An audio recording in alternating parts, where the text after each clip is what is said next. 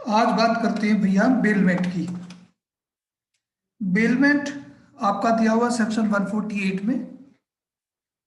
अगर बेलमेंट की आप देखो तो बेलमेंट जो शब्द है आपका वो एक फ्रेंच वर्ड से लिया गया है जिसे आप कहते हैं Bel-Air.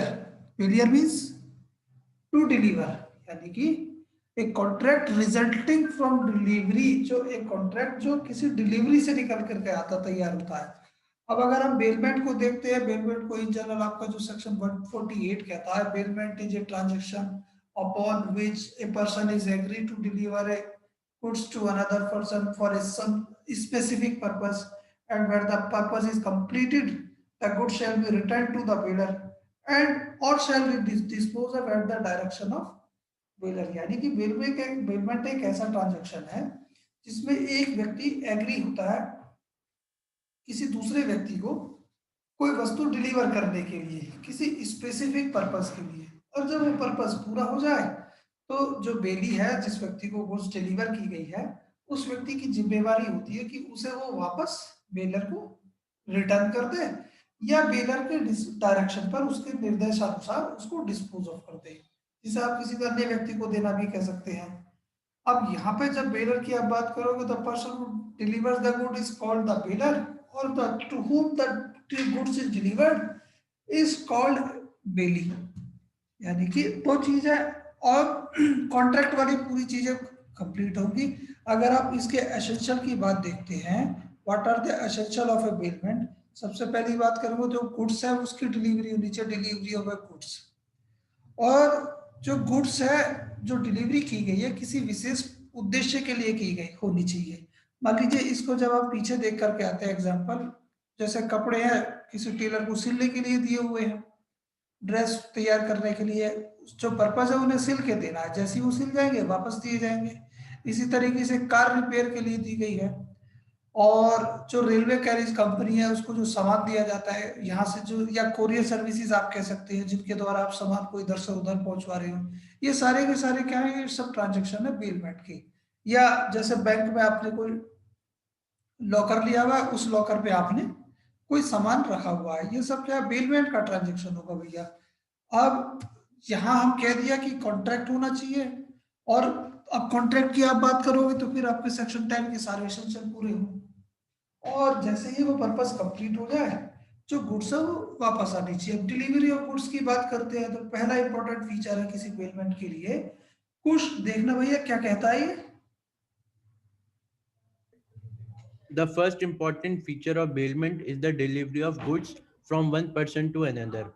Delivery involves change of possession from one person to another and not a change of ownership. Mere custody without possession does not create bailment. Thus, a servant having custody of the goods of his master or a guest using the goods of his host is not a bailee. दूसरी चीज हम यहाँ देखते हैं तो कुछ, अब delivery की आप बात करते हो, खैर उसे तो सेल ऑफ गुड्स एक्ट में देखेंगे जा करके।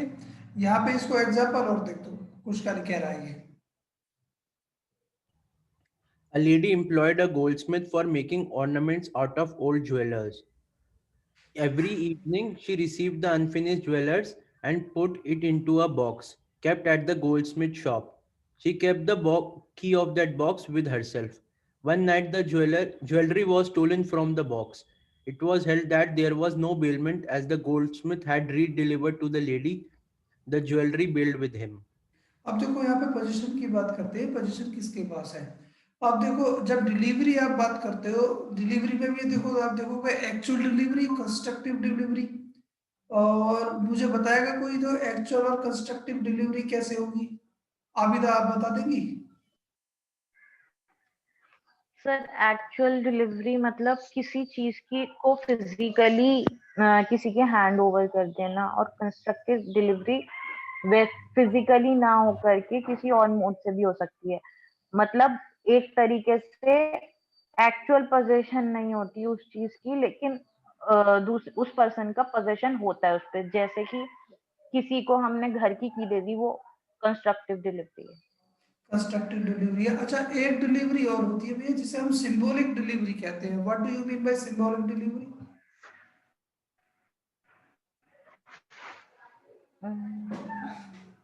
श्रेयांश कुछ कह रहे हैं आप? सर ये सिंबॉलिक डिलीवरी, ये कार की मतलब किसी भी चीज की देने वाली वो सिंबॉलिक डिलीवरी होती है। और कंस्ट्रक्टिव क्या होगी फिर? सर कंस्ट्रक्टिव मुझे नहीं पता, पर सिंबॉलिक ये होती है, ये मैं कह रहा था। सिंबॉलिक और कंस्ट्रक्टिव बताएगा कोई मुझे?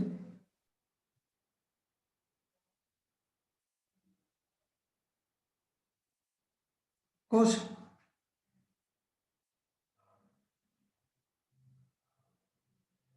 सर कंस्ट्रक्टिव डिलीवरी तो वो होती है जब उस आदमी के पास पहले से ही उसका पोजीशन होता है, फिर आपने उसे भाई यूज करने का राइट दे दिया होता है। अच्छा, और sir I think constructive delivery में ओनरशिप ही होती है। नहीं, ऐसा कुछ नहीं, अभी तो सर डिलीवरी की बात कर रहे हैं हम केवल। सर कंस्ट्रक्टिव डिलीवरी में कि अगर आप मतलब किसी पर्टिकुलर पर्पस के लिए आप वो चीजें फॉर अ टाइम के लिए आप उनको यूज करने के लिए दे रहे हैं, मतलब आप उसकी ओनरशिप नहीं दे रहे हो उन्हें, आप सिर्फ उसका पोजेशन दे रहे हो फॉर सम बेनिफिशियल पर्पस। ये तो पक्की बात है भाई, पढ़ता कोई नहीं है। अंजलि तो भैया आप बताओगे? वो तो एक्चुअल और सिंबॉलिक में भी पोजीशन ही डिलीवर कर रहे हैं। अभी रुक डिफरेंट। जाओ, सर अभी रुक जाओ आप। हाँ अंजलि, बताओगे सर आप? सिंबॉलिक में ये होता है कि जो इंसान है वो डिलीवर करना चाहता है, उसका इंटेंशन है कि हाँ वो डिलीवर करना चाहता है, भले ही वो जो एक्चुअल चीज़ है वो उस टाइम पे डिलीवर नहीं कर पा रहा है, तो वो कुछ और सब्स्टिट्यूट कर देता है उस चीज़ को, ताकि पता चल जाए कि हाँ भाई उसका इंटेंशन था डिलीवर करने का। अच्छा, जो कंस्ट्रक्टिव? जो ये सिंबलाइज करेगा कि हाँ एक्चुअल में वो ओरिजिनल आइटम ही देना चाहता था। कंस्ट्रक्टिव नहीं पता। अच्छा, बेलमेंट किस किसने पढ़ा था वैसे दिन में, ईमानदारी से बताओ। सर मैंने शाबाश, सर श्रेयांश मैंने ने भी पढ़ा। पढ़ा था। खुश। सर मैंने भी पढ़ा था। सबने पढ़ा था, चलो जी। आगे चलते। ये तो बेटा ढूंढना पड़ेगा अभी सबको। देखो, अब देखो यहाँ उसकी लेडी की बात कर रहे हैं। लेडी ने भैया गोल्ड स्मिथ को एक ज्वेलरी पुराने अपने ऑर्नामेंट्स दिए और उससे कहा कि भैया इनके नए बना देना। और वो डेली लेडी वहां जाती उनके पास, और जो जितने नए तैयार होते उन्हें लेती, और वहीं एक बक्सा बनाया हुआ था ज्वेलर्स की दुकान पे, उसमें रखती और उसे रख के वापस चली जाती। अब यहाँ पे एक दिन वो चोरी हो गए, तो वहां पर ये कह दिया गया कि जो ना उस मालिक ने, जो ज्वेलर्स ने वो जितने भी ऑर्नामेंट्स हैं, क्योंकि वो लेडी को हैंडओवर कर दिए थे।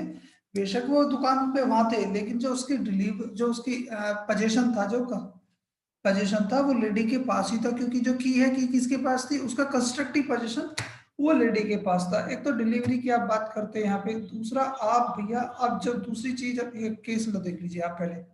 कुछ पढ़ना, क्या लिखा हुआ है? Delivery of goods may be either actual or constructive. Actual delivery may be made by handing over goods to the bailey. Delivery of gold to a goldsmith for making jewels is an instance of actual delivery. Constructive delivery, on the other hand, does not involve change of physical possession. Good remains where they are, but something is done which has effect of putting them in the possession of the bailey. इसी तरीके से भैया जब bailment के essential में, delivery of a goods must be for some specific purpose, यानी कि किसी विशेष उद्देश्य के लिए वो डिलीवरी होनी चाहिए। 148 ये कहता है आपका। देखना अभी तक क्या कहता है ये। Delivery of goods must be for some purpose. Section 148 requires that there must not only be a delivery of goods, but the delivery must be for some purpose. Where some goods are delivered by mistake, there is no bailment. Delivery of goods being for a purpose, the bailee is bound to return the goods as soon as the purpose is achieved. Where a person takes a jewels to wear it during a mela, he is only a bailee as he is under an obligation to return the jewel after the function. Contract act की हम बात करेंगे, यानी कि जो bailment का transaction है एक कॉन्ट्रैक्ट पे होगा। जो आपके सेक्शन 10 के एसेंशियल है वो सारे पूरे होने चाहिए। अब देखो ये बताएगा हमें श्रेयांश। श्रेयांश ये कहता है कि बेलमेंट जो है किसी कॉन्ट्रैक्ट पे बेस्ड होता है दोनों पक्षकारों के बीच में, यानी कि जो बेलर और बेली की जो रिलेशनशिप है वो क्रिएट होती है एक कॉन्ट्रैक्ट के साथ। अब इसीलिए जो क्या नाम है, जब यहाँ पे हम बेलमेंट के ट्रांजैक्शन में माइनर जो है वो एंटर नहीं कर सकता, क्योंकि वो सेक्शन 10 की कंप्लायंस पूरी करनी होती है। अब आपको केवल ये बताना पड़ेगा जो सेक्शन 10 है वो कहता क्या है, पूरा बता दो इसको। सर सेक्शन 10 मतलब ये बताता है कि किस किस चांसेस में, मतलब व्हाट एग्रीमेंट्स आर कॉन्ट्रैक्ट, मतलब कहाँ का जो एग्रीमेंट्स में कॉन्ट्रैक्ट हो जाएंगे, जैसे माइनर को अपन मतलब इन्वॉल्व नहीं कर सकते, और ये सब चीज बोलता है सर सेक्शन 10। ये तो पक्की बात है भैया, पढ़ता रहा तो। क्या जी सर? ये तो पक्की बात है, पढ़ते पढ़ते तो हो नहीं, अदरवाइज सेक्शन 10 नहीं मालूम होता यार, क्या कर रहे हो फिर, क्यों खामखा समय खराब कर रहे हो। हर्षित सर। हेलो जी सर। भैया हम यहाँ पे जो बेलमेंट का ट्रांजैक्शन देख रहे हैं, तो बेलमेंट पे एक कंडीशन ये है कि जो कॉन्ट्रैक्ट है आपका, कॉन्ट्रैक्ट पे बेस्ड होता है बेलमेंट, वहाँ जो रिलेशनशिप निकल के आती है किसी कॉन्ट्रैक्ट से निकल के आएगी। अब हमारा कहना ये है कि यानी कि जब आप कॉन्ट्रैक्ट की आप बात करोगे तो कॉन्ट्रैक्ट के लिए आपको सेक्शन 10 की कंप्लायंस पूरी करनी होगी। अब ये पूछ रहे हैं कि what the section 10 says. Section 10 में फर्स्ट ऑफ ऑल तो party must be competent to contract, उसके बाद उनकी फ्री कंसेंट होनी चाहिए, सही बात है। लॉफुल कंसिडरेशन भी होना चाहिए, लॉफुल ऑब्जेक्ट होना चाहिए, कोई ऐसा ऑब्जेक्ट नहीं होना चाहिए जो उसको टोटली वॉइड डिक्लेयर कर दिया गया है लॉ के द्वारा। ये सारी चीजें होनी चाहिए। The party should not be minor, इसमें ये भी आ जाता है। उसमें कहा लिखा होगा कि पार्टी माइनर नहीं होनी चाहिए। सर इसमें लिखा है competency. Sir competent to contract लिखा हुआ है ना, the party competent to contract. Competent to contract की जब हम बात करेंगे तो देखो nature, section sound mind. 1 minute रुक जाओ भैया, केवल सेक्शन 10 आपको 4 चीजें बताता है, सुन लो भैया। सेक्शन 10 आपको 4 चीजें बताएगा, competent party, free consent, lawful object consideration and not part by any law for the time being in force. अब सीधा सीधा सही है कि जब आप कॉम्पिटेंट पार्टी की बात करेंगे तो आप सेक्शन 11 के परव्यू में जाएंगे। 11 कहता है who is competent to contract, who is the age of majority, age of sound mind and not disqualified by law. Major कौन है, जो आपका सेक्शन 3 में दिया हुआ इंडियन मेजॉरिटी एक्ट के, the person who attains the age of 18 is, क्या नाम है, मेजर, और in case of guardian is appointed the age is 21 year. और साउंड माइंड कौन है, वो आपका सेक्शन 12 में बताया गया, जो कॉन्ट्रैक्ट को करते समय जो संविधानिक नियम और शर्तें हैं, टर्म्स एंड कंडीशन है, उन्हें समझने में सक्षम है, that is called sound mind. और नॉट डिस्क्वालिफाइड बाय लॉ, यानी कि जिसको लॉ मना ना करता हो, जैसे आपका ल्यूनेटिक्स है, इंसॉल्वेंट है, इनको लॉ मना करता है कि ये कॉन्ट्रैक्ट नहीं करेंगे। इसी के बाद फ्री कंसेंट की आप बात कर रहे हैं, फ्री कंसेंट को दिया हुआ है सेक्शन 14 में। फ्री कंसेंट को समझने से पहले आपको सेक्शन 13 पता होना चाहिए। सेक्शन 13 बताता है what do you mean by consent. Consent में वहां कहा है where two or more person are agree upon the same thing in same sense they are said to consented. Free consent आपका कहेगा the consent which is not obtained by 15, 16, 17, 18 और 20 सीधे सीधे से, यानी कि 15 में कोरिजन दिया हुआ है, 16 में एंटी इन्फ्लुएंस दिया हुआ है, 17 में फ्रॉड दिया हुआ है, 18 में मिसरिप्रेजेंटेशन है, और 20, 21, 22 की जब आप बात करोगे वहां पे मिस्टेक की हम बात करेंगे। इनसे अगर अफेक्टेड नहीं है तब वो फ्री कहलाएगी। उसके बाद लॉफुल ऑब्जेक्ट और लॉफुल कंसीडरेशन आपका सेक्शन 23 में दिया हुआ है। और जिसको लॉ मना ना करता हो, एलियन एनिमी के साथ आप कॉन्ट्रैक्ट नहीं कर सकते, लॉ मना करता है किसी भी ऐसे व्यक्ति के साथ। अब और आगे चलते हैं तो भैया ये सेक्शन 10 की कंप्लायंस तो ये हो जाती है। और जैसे ही आपका पर्पस कंप्लीट होता है, पर्पस कंप्लीट होते ही क्या करेंगे आप, इसको वापस देंगे। देखना कुछ क्या कहता है, returns of good. Return of goods. Bailment of goods is always for some purpose and is subject to the condition that when the purpose is achieved, the goods will be returned to the bailer or disposed of according to his directions. If there is no contract to deliver back or otherwise to dispose of the goods according to directions, there is no bailment at all. A deposit of money with the banker is not a bailment as he is not bound to return the same notes and coins. ठीक है, अब इसके बाद भैया और आगे चलते हो। अब यहाँ पे इनकी राइट एंड ड्यूटीज की हम बात करते हैं। भाई दो लोग हैं, यानी कि बेलर है और बेली है। तो जो बेलर की राइट की आप बात करोगे, सबसे पहला राइट हम पीछे पे पढ़ के भी आए थे, परफॉर्मेंस ऑफ कॉन्ट्रैक्ट की हमने बात की थी। तो यहाँ पे हम कहते हैं एनफोर्समेंट ऑफ ड्यूटी। ड्यूटी किसकी, जो आपके बेलर की, बेली की ड्यूटी है। राइट्स ऑफ बेलर, बेलर का जो सबसे पहला राइट, 3 ही राइट इसमें बताए हुए हैं आपका। एक तो 153 में दिया हुआ है, दूसरा 159 में दिया हुआ है। पहला राइट कहता था the bailor can enforce by suit all the liabilities और ड्यूटीज ऑफ द बेली, यानी कि सूट के द्वारा वो उसकी लायबिलिटीज और ड्यूटीज जो बेली की हैं उन्हें वो एनफोर्स करा सकता है। टर्मिनेशन की हम बात करेंगे, यानी कि कॉन्ट्रैक्ट को कभी भी खत्म कर सकता है। बेलमेंट की जब आप बात करेंगे, देखना अंजलि क्या कहता है 153। Termination of bailment by bailies act inconsistent with conditions. A contract of bailment is avoidable at the option of the bailer if the bailee does any act with regard to the goods bailed inconsistent with the conditions of the bailment. Sir इसमें ये कहता है कि जो भी contract में conditions decide हुई थी कि मैं आपको ये दे रहा हूँ, आपको ये इस टाइम पे वापस कर रहा है, इसी हालत में वापस करने हैं, वो जो कंडीशंस है उनके विपरीत जाके अगर कोई भी काम बेली करता है तो उस टाइम पे जो हमारा बेलमेंट का कॉन्ट्रैक्ट है वो वहीं पे टर्मिनेट कर सकता है बेलर। अब इसका देखो नीचे इलस्ट्रेशन दिया हुआ भैया, ए व्यक्ति ने बी व्यक्ति से ये समझ लो कि जो ना एक घोड़ा दिया राइडिंग के लिए। अब भी भाई सब कलाकार निकले, उन्होंने राइडिंग ना करके उसको सामान ढोने में यूज करना शुरू कर दिया।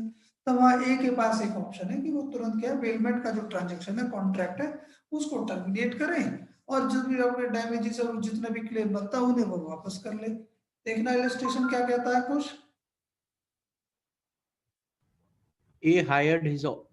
A hired his horse to B for B's own riding. B uses the horse for his carriage. Now A can terminate the contract of bailment as B is acting against the terms and conditions of the bailment.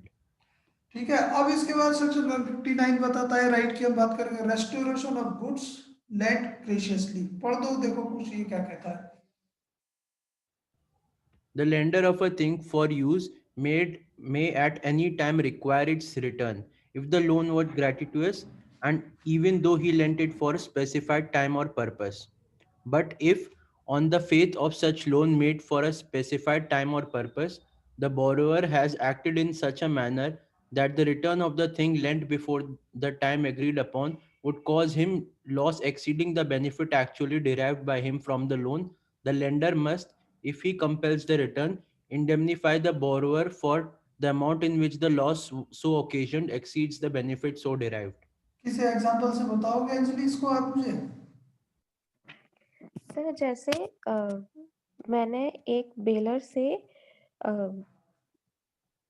कोई भी ऐसी चीज ली जो मुझे अपना, मेरा एक play था, एक शो था, मुझे उसमें वो चीज यूज करनी थी एंड वो मुझे इंटरवल के बाद यूज करनी थी एंड हमारा कॉन्ट्रैक्ट हो गया था एंड उसने मुझसे बोला कि मुझे अभी वापस चाहिए एंड तब तक वो उस चीज का यूज हो नहीं पाया था एंड तो यहाँ पे अगर मैं उसे पहले वापस कर देती हूँ तो जो मेरी ऑडियंस उस चीज को देखने आई थी वो वहां पे मुझे लॉस ज्यादा होता इंस्टेड ऑफ बेनिफिट।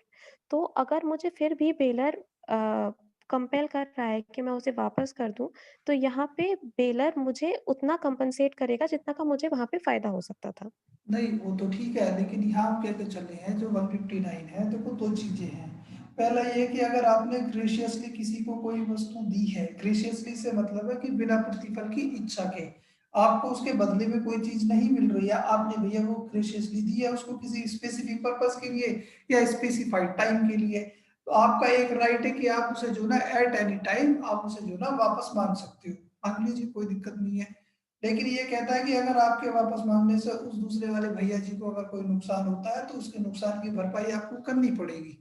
ये कहना चाह रहा है। इसको बिल्कुल आप इस तरीके से ले लीजिए कि सीधे सीधे से आपका भैया बोर्ड का लास्ट एग्जाम है, फाइनल ईयर के एग्जाम है और एग्जाम के टाइम पे कुछ ने एक किताब दी है लव को, लव ने किताब ली कुछ ने कि भैया अपनी जो किताब है मुझे पढ़ने के लिए दे दीजिए, इन्होंने पढ़ने के लिए दे दी, ठीक है भैया कि एग्जाम कंप्लीट होने के बाद मैं आपको लौटा दूंगा, कोई दिक्कत नहीं है।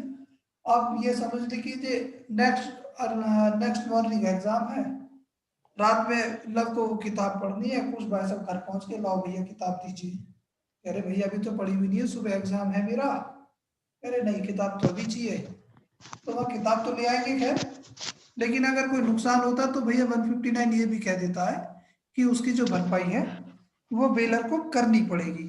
चलिए भैया और आगे देख लेते हैं। ये तो हमने राइट की बात। हाँ एक क्वेश्चन है सर। सर बताइए। चाहे वो जो बेलमेंट हुई हो उस मतलब उसके पीछे कोई प्रॉफिट का पर्पस हो या ना हो, बिल्कुल पक्की बात।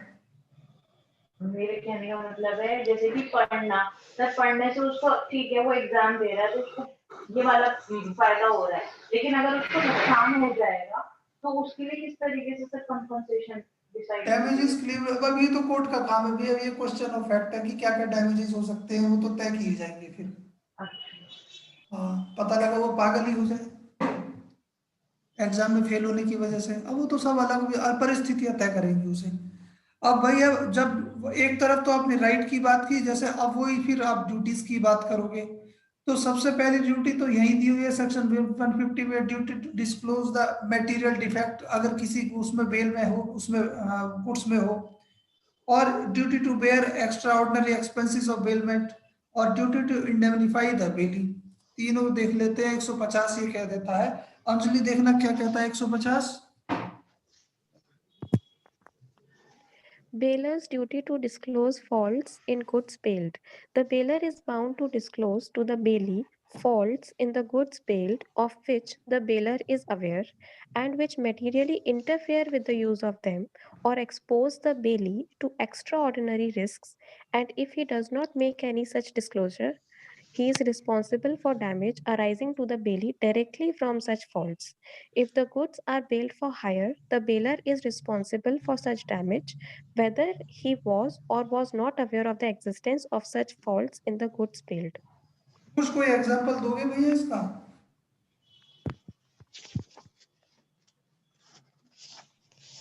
सर ए ने अपना हॉर्स दिया था सर बी को, जबकि उसे मालूम था कि हॉर्स सर विशियस नेचर का है और वो कंट्रोल में नहीं आता। तो सर बी जब उसे राइड कर रहा था तो हॉर्स उसे गिरा के भाग गया और बी को चोट लग गई। सर ए को उसे जो भी उसे चोट लगी उसके डैमेजेस पे करने पड़ेंगे। नहीं, अब वो तो ठीक है, लेकिन जो ना ये जो हॉर्स विशियस नेचर का था, ये डिस्क्लोज करने की ड्यूटी उस समय बेलर की थी, जो गाड़ी घोड़े का मालिक था, और उसने वो चीजें नहीं बताई। सेम चीज यहाँ आपके जब ये देखते हैं ए आर से कैरीज ऑफ बी कैरीज इज अनसेफ, यानी कि गाड़ी किराए पर ली है और जो गाड़ी अनसेफ है, ब्रेक ही सही नहीं है, उसके ब्रेक खराब है, और ये बात उसे क्या नाम है, जो किराए जिसने गाड़ी किराए पर ली उसको बता देनी चाहिए। नहीं बताई जाती है तो जो भी भैया नुकसानी होगी उसके लिए जो बेलर है वो लाइबल होंगे।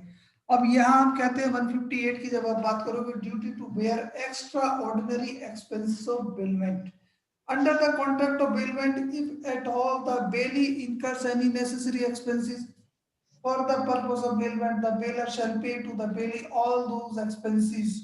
देखो प्रियंका भैया, एक उससे मुझे बता दीजिए, कोई इसका एग्जांपल दे दीजिए।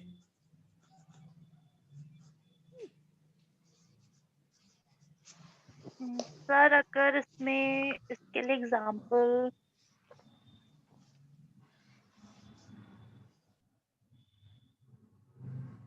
सर अगर मैंने मैं कुछ दिनों के लिए बाहर जा रही हूँ, मैंने अपना कोई पेट अपने पड़ोसी को दिया है फॉर सम टाइम कि मैं वापस आके आपसे ले लूंगी, उतने बीच में फॉर एग्जाम्पल काऊ है, अगर वो उसका बेबी हो जाता है तो उसको जो खिलाने पिलाने का जो भी खर्चा होगा वो उस मतलब मेरे नेबर के लिए जो बेली है उसके लिए वो एक्स्ट्रा एक्सपेंसेस है। तो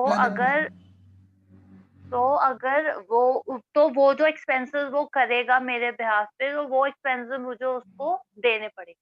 अब मान के चलिए कि उसके खाने पीने का पूरा प्रबंध आपके कर करके गए हैं, गाय के चारे का जितना भी प्रबंध है, क्योंकि बराबर में खेत है, वहीं से आपका आदमी उन्हें खिला पिला देता है। इसके बाद कुछ और बताइए मुझे अब आप। सर अगर उस काऊ की तबीयत खराब हो गई तो उसको हाँ उसको दिखाने का खर्चा, जो भी दवाई वगैरह खर्चा हो वो।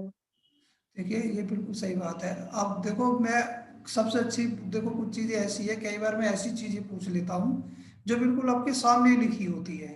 अब अगर देखो भैया सभी ध्यान से देखो तो ये नीचे लिखा हुआ है, thus where a bailee incurs medical expenses for a sick horse और expenses for the recovery of the stolen horse, it is the duty of the bailor to reimburse the bailee. भैया इससे ज्यादा मेरी मूर्खता और क्या होगी, मैं वो पूछता हूँ जो आपके सामने है, और फिर भी ठीक ठीक ना बताए तो गड़बड़ हो जाती है। चलो खैर कोई दिक्कत नहीं।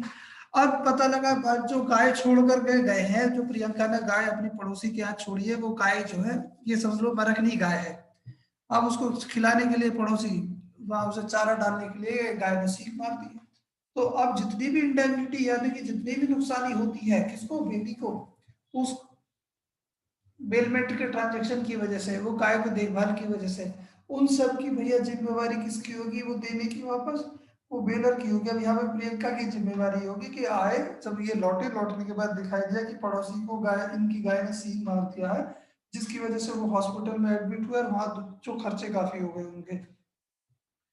Duty to indemnify bailee section 164. Under section 164, a bailer is responsible to the bailee for any loss due to his imperfect title in the goods paid. अब यहाँ पे imperfect title की वजह से जो भी अगर कोई नुकसानी होती है, as such the bailee has a right to indemnify the bailer when the bearer's title is defective.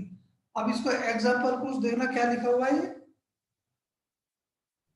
A gives B's motorcycle to C for use without B's knowledge or permission. B sues C and receives compensation. C is entitled to recover his losses from A. अब यानी कि ये मान के चलिए कि भैया कुछ ने जो वो मोटरसाइकिल दी है हर्षित जी को, जो चोरी की है। अब हर्षित जी उसे लेकर मार्केट चले गए, वहां बीच में रास्ते में पुलिस ने पकड़ लिया। पुलिस ने पकड़ने के बाद भैया उससे मोटरसाइकिल तो अलग से ली और थाने में और बिठा लिया। अब भैया इन्हें जितने भी इस तरीके से नुकसानी और ये सारी चीजें होती है, उन सबको ये क्लेम करेंगे कुछ से। चलो खैर इसको आगे चलते हैं। अब बेली की ड्यूटीज देख लीजिए भैया। बेली की जब आप ड्यूटी की बात करोगे तो वहां पे ये देख लो भैया, ड्यूटीज ऑफ रीजनेबल केयर 151 देखना आगे तक क्या कहता है।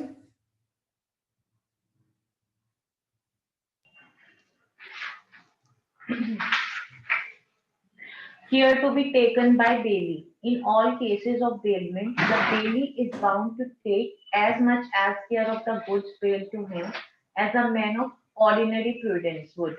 Under similar circumstances, take of his own goods of the same bulk, quality and value as a good will. तो ये कहता है कि जैसे कि कोई भी ऑर्डिनरी प्रूडेंस का पर्सन अपनी चीजों को रखता है, उसी तरह जो बेल्ड गुड्स हैं उसकी केयर टेक करेगा जैसे कि अपनी गुड्स की करता है, और उसके बल्क, क्वालिटी और क्वांटिटी को जो भी है वैसे ही बनाए रखेगा। ये बिल्कुल आप ऐसे मान के चलिए भैया कि पता लगा हर्षित जी ने जो मोटरसाइकिल ली थी, ये समझ के चलिए वो बिल्कुल ठीक ठाक है और वो उसकी अपनी है। अब उस मोटरसाइकिल को बिल्कुल इसी तरीके से यूज करेंगे, वो राइडिंग इसी तरीके से करेंगे जैसे वो इनकी अपनी बाइक हो। अपनी बाइक को आदमी देखभाल से, ध्यान से, तरीके से चलाएगा। ऐसा नहीं कि गड्ढे में खुदा दी है, उसके जो पार्ट्स है उनमें टूट फूट हो गई है, तो मतलब इसी तरीके से देखभाल रखनी है। यही 51 कहता है, a bailee is under a duty to take as much care of goods interested to him as a man of ordinary prudence. यानी कि एक सामान्य प्रज्ञावान वाला व्यक्ति जैसे अपनी ही वस्तु को प्रयोग करता है बिल्कुल देखभाल कर, ठीक उसी तरीके से बेली की भी जिम्मेवारी है कि वो भी बेल्ड जो वस्तु है, जो उसे गुड्स डिलीवर की गई है, उनको भी ऐसे ही यूज करेगा जैसे वो उसकी अपनी ही हो। खैर चलो भैया और आगे तो देख लेते हैं। इसमें दोनों केस प्राची पढ़ देना भैया, क्या लिखा हुआ है। Yes, sir. Shantilal versus Tarachand. X deposits his goods in Y godown. On accounts of unexpected floods, a part of the goods were damaged. It was held that Y is not liable for the loss.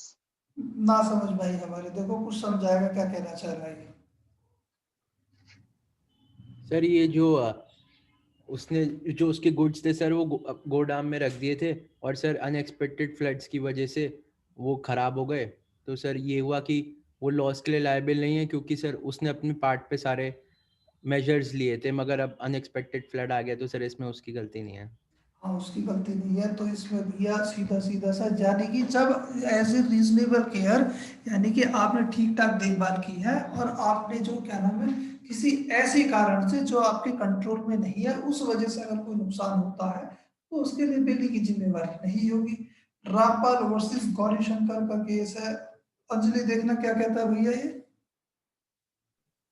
A pony kept the pond ornaments in a Godrej safe along with his own ornaments. The key of the safe was kept in a locked cash box in the same room, which was also locked. The room was easily accessible to burglars. The ornaments were lost by theft by using the key from the cash box. It was held that the pony had not taken reasonable care of the pond ornaments as a man of ordinary prudence would take of his own goods. अब भैया वहीं की वहीं जो ornament है office में रखे हुए हैं, उसी की चाबी दूसरे बॉक्स में रखी हुई है, कुछ भाई साहब गए उठा के ले आए, तो भैया देने तो पड़ेंगे। खैर चलो कोई दिक्कत नहीं। Duty not to make unauthorised use of goods, जो बेली की एक ड्यूटी है कि वो ये भी है कि अनऑथराइज यूज ना करे। पता लगा जो गाड़ी किराए पर दी हुई है वो दी हुई है कि आपको गाजियाबाद से केवल दिल्ली ले जाएंगे, या आपको जो किराए पर भी ना दी गई कि आप जो सीधे सीधे से बेलमेंट में आप जो ग्रेशियसली मांग करके लेके गए हैं कि सर दिल्ली तक जाना है, जरा गाड़ी चाहिएगी, बल्कि ले जाओ भैया। अब दिल्ली की बजाय आप उसे लेकर महाराष्ट्र पहुंच जाओ, तो कैसे काम चलेगा? तो 154 तो यही कहता है। कुछ देखना क्या कहता है भैया। Liability of bailee making unauthorized use of goods bailed. If the bailee makes any use of the goods bailed which is not according to the conditions of the bailment, he is liable to make compensation to the bailer for any damage arising to the goods from or during such use. सही है। इसके दो illustration है, ये दोनों आप देख लीजिएगा कि भाई साहब जब उसने घोड़ा दिया कि लव को चलाना है, लव भाई साहब ले गए और सारे घर वालों को उस पर बिठा दिया, घोड़ा भैया नीचे बैठ गया, क्या होता? करना पड़ेगा। ड्यूटी ऑफ द बेली की आप बात करोगे, duty not to mix the bailor's goods with his own goods, यानी कि जो बेलमेंट में कोई सामान दिया गया है बेली को, तो उसकी एक ड्यूटी ये भी है कि वो उसे अपने सामान में ना मिलाए, उसे अलग करके रखे, जिससे कि उसकी पहचान बनी रहे। और 155 से लेकर के 157 तक 3 प्रावधान दिए गए हैं। पढ़ दो भैया कुछ। Effect of mixture with bailer's consent of his goods with bailies. If the bailee, with the consent of the bailer, mixes the goods of the bailer with his own goods, the bailer and the bailee shall have an interest in proportion to the respective shares in the mixture thus produced. पूरा कर दो आगे। Yes, sir. Effect of mixture without bailer's consent when the goods can be separated. If the bailee, without the consideration of the bailer, mixes the goods of the bailer with his own goods and the goods can be separated or divided, the property in the goods remains in parties respectively, but the bailee is bound to bear the expense of separation or division and any damage arising from the mixture. अब मान लीजिए अगर वो अलग अलग नहीं हो सकती, तब भैया 157 बताएगा क्या होगा। Effect of mixture without bailer's consent when the goods cannot be separated. If the bailee, without the consent of the bailer, mixes the goods पूरा कर दो। hello हाँ कुछ बोलो। effect of mixture without bailer's consent when the goods cannot be separated.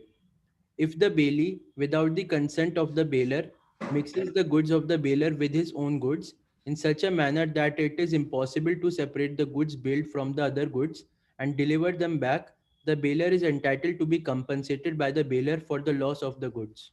अब देखो फिर वहां ये देखा जाएगा कि पता लगा जो कुछ के पास भैया अपना 5 लीटर दूध था, 5 लीटर हमने इनके पास छोड़ दिए, मन की भैया शाम को आके ले लेंगे, उसने वो आपस में मिला लिया। अब देखो ये सेपरेट ना होने वाली स्थिति में कैसे आएगा, इसको हम बताते हैं। जो इनके पास दूध था उसकी ग्रेविटी थी 40 की, जो सैंपल आता है, और हम जो इनके पास मिल्क छोड़ के गए थे उसकी ग्रेविटी या सैंपल की जब हम बात करें वो बैठता है 70 का। सैंपल से तो मतलब समझते हो आप बच्चे सभी कि जो जो जो मिल्क है उसकी ग्रेविटी की बात तो समझते हो या नहीं समझते?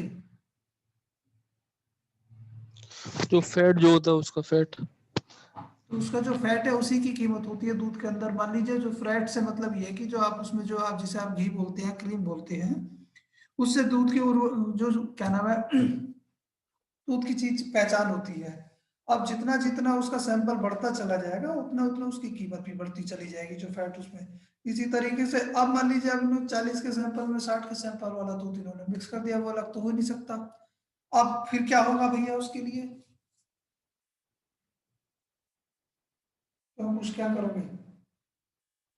सर अगर अलग नहीं हो सकता तो फिर जितना भी दूध मैंने बेल किया था, जितना भी दिया था, वो सारा पैसा देना पड़ेगा वापस। वो सारा पैसा देना पड़ेगा। अब पैसे तो है नहीं उसके लिए, भैया ये दूध ही बेचेंगे फिर, और क्या होगा? एग्जाम्पल नीचे वाला पढ़ दीजिए, कुछ क्या लिखा हुआ है। A bails a barrel of Cape flour worth rupees 45 to B. B, without A's consent, mixes the flour with country flour of his own worth only rupees 25 a barrel. B must compensate A for the loss of his flour. मतलब उतने का उसे compensate कर देना चाहिए, उतने की भरपाई पूरी करनी पड़ेगी अगर नहीं हो सकती है तो। और अगर सेपरेट हो सकती है तो सेपरेट होने वाली स्थिति में जितना भी सेपरेट करने में जो खर्चा आएगा, जो आपका 156 कहता है, वो बेली की जिम्मेवारी है कि वो भैया उसे डैमेजेस दे दे। Duty to return any accretion to the goods, section 163 जो कहता है। अब वो यही है कि जब वहां पे पता लगा जो गाय छोड़ के गई थी प्रियंका, उसमें गाय ने भैया एक बछिया भी दी है, तो जैसी प्रियंका लौटेगी तो भैया जिसको पड़ोसी है, पड़ोसी की जिम्मेवारी है, तो उस गाय के साथ वो बछिया भी वापिस इन्हें दे दी जाए। प्रियंका देखना क्या लिखा हुआ भैया 163 में।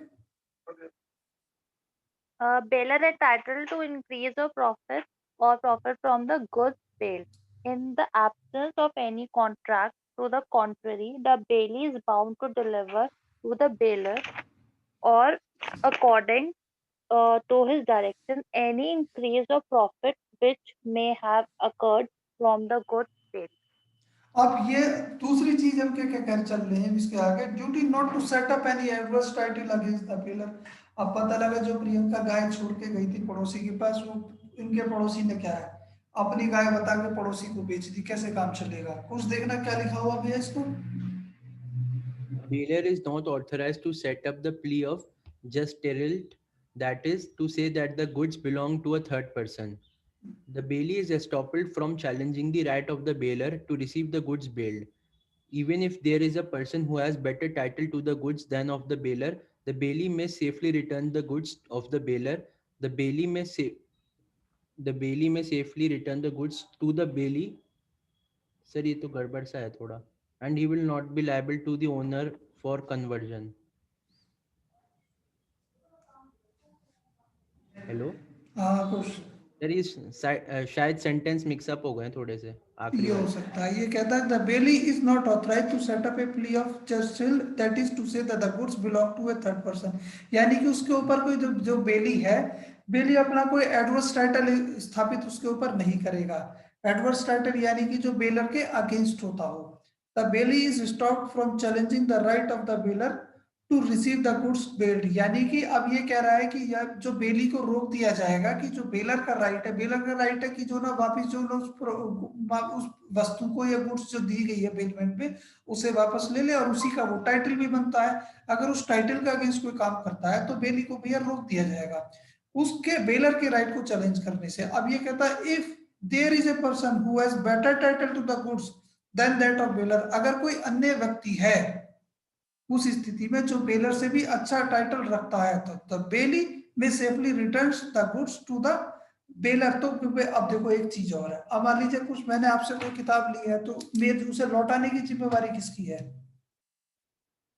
आपकी है सर.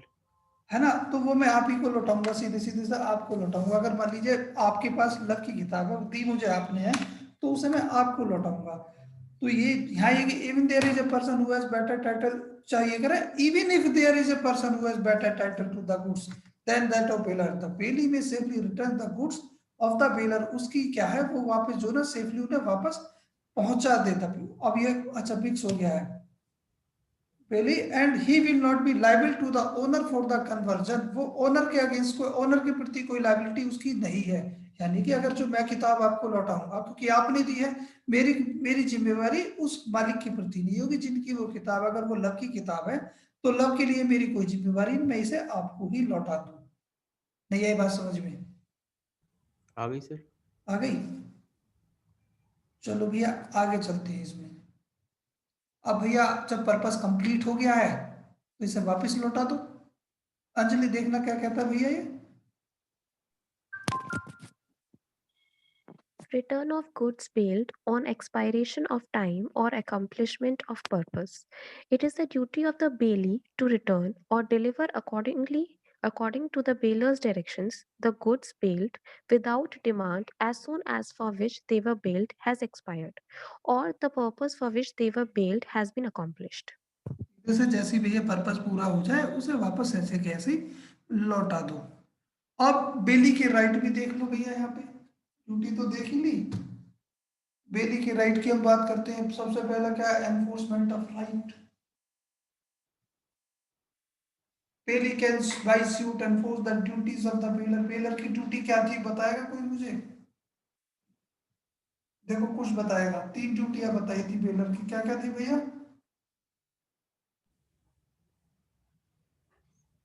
सर कि जब काम हो जाए तो गुड्स वापस करने हैं।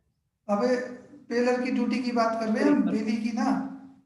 कि सर कोई भी गुड्स में डिफेक्ट है तो बेली को अप्राइज करा देगा डिफेक्ट के बारे में। सेक्शन कौन सा था? Section 150, duty to disclose all material defect. उसके बाद चलो कोई दिक्कत नहीं, फिर दूसरी ड्यूटी क्या थी?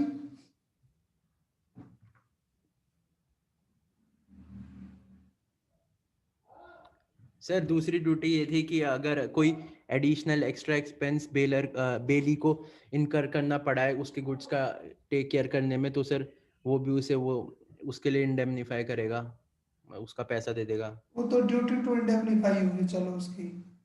दूसरी ड्यूटी बताओ, अंजलि बता देगी। 3 ड्यूटियां बताई थी भैया।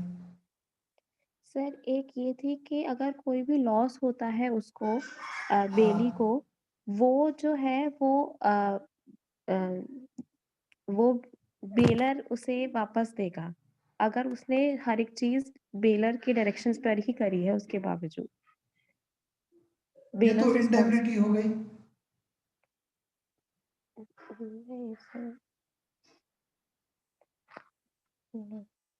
सर 164 की कह रही हूँ मैं कि बेलर की रिस्पॉन्सिबिलिटी है कि वो बेली को कोई भी लॉस जो होगा वो उसको जो भी वो सस्टेन कर रहा है वो उसे वो कंपनसेशन देगा।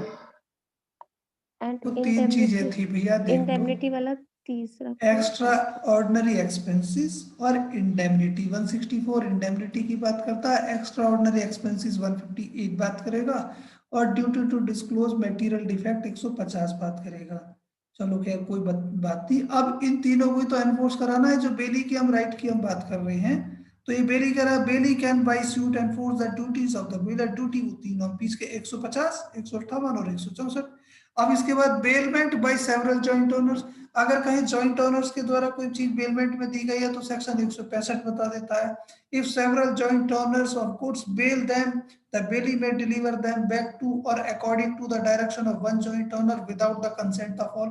किसी एक को भी दे देगा या उनकी डायरेक्शन पे जैसे उन लोग का बात बनती है वो वापस लौटा देगा। अब राइट टू कंपनसेशन देखो कुछ क्या कहता है 164।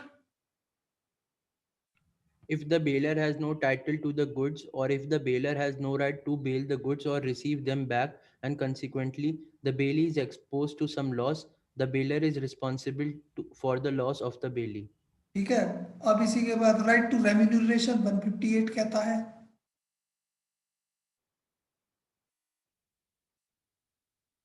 प्रियंका देखना क्या कह रहा भैया ये। Repayment by bailor of necessary expenses, where by the conditions of the bailment the goods are to be kept or to be carried or to have work done upon them by the bailee for the bailor, and the bailee is to receive no presumption. The bailor shall repay to the bailee the necessary expenses incurred by him for the purpose of the bail. तो आपने extra ordinary expenses, वो जो दवाई दिलवाई थी ना गाय को आपके पड़ोसी ने, वो आपको देनी पड़ेगी। तो आपके पड़ोसी का राइट है कि वो आपसे वो दवाई का खर्चा ले ले। अब इसी के बाद वो भैया जब 150 में कह रहे थे कि घोड़ा पागल है ये बताना पड़ेगा, नहीं बताया, और भैया उसमें से पड़ो जो घोड़ा चलाने वाला गिर गया, उसकी टांग टूट गई। टांग टूटने के बाद वो वापस लेगा भैया, उनसे डैमेजेस क्लेम कर लेगा। Right to claim damages section 150। The bailee has a right to know the fault in the goods bailed to him 150 में क्या क्या आए थे? बेलर की ड्यूटी है duty to disclose all material defect in the goods paid. लेकिन अगर नहीं की और उसकी वजह से क्या है कोई नुकसानी होती है, of the bailor is aware, the bailee is entitled to receive compensation from the bailor for any loss और damage arising directly from such fault in the goods bailed. अब इसी आगे जब देखते हो देख लो, right of third person claiming goods bailed, ये क्या कहता है देखना भैया। अभी तक क्या कह रहा है भैया, देखना इसको। Right of third person claiming good paid. If a person other than the bailer claims the good paid, the bailer may apply to the court to stop the delivery of goods to the bailer and to decide the title to the goods. So Anjali इसमें देखो क्या है? भैया, एक minute रुक जाओ भैया। अंजलि देखना भैया क्या कहना चाह रहा है ये।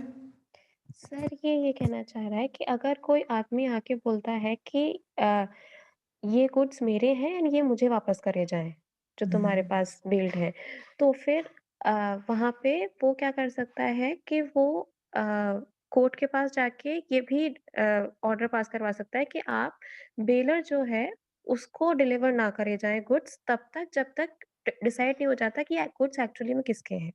ये भैया ऐसे समझ लो, जो कुछ ने मुझे किताब दी थी ना, अब लव मेरे पास है सर, लव किताब, अब मैं भैया इन्हें दूं या इन्हें दूं, उसके ऊपर नाम भी लव का ही लिखा हुआ था, दी। मैंने कोर्ट से कहा, मैंने कि भैया पहले आप आपस में तय कर लो किसकी किताब है, जिसको कोर्ट कह देगा वो उन्हें मैं दे दूंगा। अब राइट ऑफ लियन की बात करते हैं। राइट टू लियन क्या है? राइट टू लियन की बात करेंगे, दो तरीके का लियन होता है, एक जनरल लियन और एक होता है पर्टिकुलर लियन। लियन से यानी कि जब बेली की एक्स्ट्रा ऑर्डनरी एक्सपेंसेस या जितने भी खर्चे बेली के द्वारा किए गए थे, जब तक उसे बेली को वो ना मिल जाए तब तक वो जो गुड्स है उसे अपने कब्जे में बनाए रखेगा, और जब मिल जाएंगे वापस दे देगा। इस बात को कहता है ये तो। The bailee enjoys the right to lien too. Lien signifies the right of person who has the possession goods of another to retain such person until a debt due to him has been satisfied. मतलब जितने भी उसके खर्चे हैं, जो देनदारी है, जब तक उसे पूरी ना हो जाए तब तक अपने कब्जे में रखेगा। खैर, अब इसके बाद भी फाइंडर ऑफ गुड्स की आप बात कर लेते हैं। फाइंडर ऑफ गुड्स को आप देख कर रहे थे सेक्शन 71 में, वहां भी हमने क्या देखा था? A person who finds the good belonging to another and takes them into his custody is subject to the same responsibility as a bailee. उसकी वहां पे जिम्मेवारी ऐसी होगी जैसे बेली की है। अब उसने बेली की जिम्मेवारी को बिल्कुल ऐसे ही उसने किया। उसने उसे बिल्कुल पता लगा रास्ते में जो प्रियंका को एक गाय मिल गई, उसने भैया ला के घर पे बांध लिया, और उसके गाय को मालिक को भी ढूंढा, नहीं मिलते हैं। जितने भी इनका खर्चा होता है गाय के मालिक को ढूंढने में, वो सारी चीजें एक हफ्ते बाद या एक महीने बाद मिले तो सब वो किससे क्लेम करेंगी? उस मालिक से क्लेम करेंगी। जितना भी इन्होंने गाय को खिलाया पिलाया है वो सब क्लेम करेंगी। गाय को बुखार भी हुआ था, दवाई भी दिलवाई थी, वो भी सारे क्लेम करेंगी। तो यहाँ पर जो है एक राइट भी है और ड्यूटी भी है। राइट ये है कि जो एक्सपेंसेस इन्होंने किए वो क्लेम कर ले। ड्यूटी ये है जो 71 कहता है ऐसे ही उसकी देखभाल करेंगी जैसे वो उनकी अपनी है। A finder of goods is bound to take much as care of goods found as a man of ordinary prudence। यानी कि अगर किसी व्यक्ति को कोई वस्तु पाती है या उसे मिलती है तो उसकी जिम्मेवारी वहां ऐसे ही हो जाती है, उसका ध्यान वो ऐसे ही रखे जैसे उसकी वो अपनी वस्तु हो। He cannot appropriate the goods without taking proper step to find out the owner। यानी कि उस प्रॉपर्टी को वो अप्रोप्रिएट उसे अपने यूज में नहीं ले सकता जब तक वो नेसेसरी स्टेप्स किसी जो उसके मालिक को ढूंढने में किए जाने चाहिए जब तक वो उन्हें नहीं उठा लेता है। A finder of goods is entitled to retain the goods against the owner। और जो गुड्स फाइंडर है उन्हें अपने पास बनाए रखेगा जब तक वो उसे उसके एक्सपेंसेस मिल ना जाए। सेक्शन 168 एंड 169 ये दोनों जो फाइंडर ऑफ गुड्स की हम बात करते थे, इसे 71 के साथ देखनी भैया, आपको ध्यान रखिएगा। उनके उसके राइट को प्रोटेक्ट करता है। देखना कुछ क्या कहता है ये। Right of finder of goods may sue for specific reward offered. The finder of goods has no right to sue the owner for compensation for trouble and expense voluntarily incurred by him to preserve the goods and to find out the owner, but he may retain the goods against the owner until he receives such compensation. And where the owner has offered a specific reward for the return of goods lost, the finder may sue for such reward and may retain the goods until he receives it. 169 और कर तो पूरा भी हाथों हाथ। When finder of thing commonly on sale may sell it. When a thing which is commonly the subject of sale is lost, if the owner cannot with reasonable diligence be found, or if he refuses upon demand to pay the lawful charges of the finder may sell it first when the thing is in danger of perishing or of losing the greater part of its value, or second when the lawful charges of the finder in respect of the thing found amount to 2/3 of its value. सीधा सा भैया कि पता लगा ऐसी वस्तु पाई है जो पेरिशेबल नेचर की है भैया, तो उसे बेच दो, नहीं बेच रहे तो खराब हो जाएगी अपने आप ही, तब उस स्थिति में उसकी बात करते हैं। यहाँ तक तो ये स्थिति है भैया। अगर यहाँ तक किसी को कोई डाउट हो तो एक बार पूछ लीजिएगा।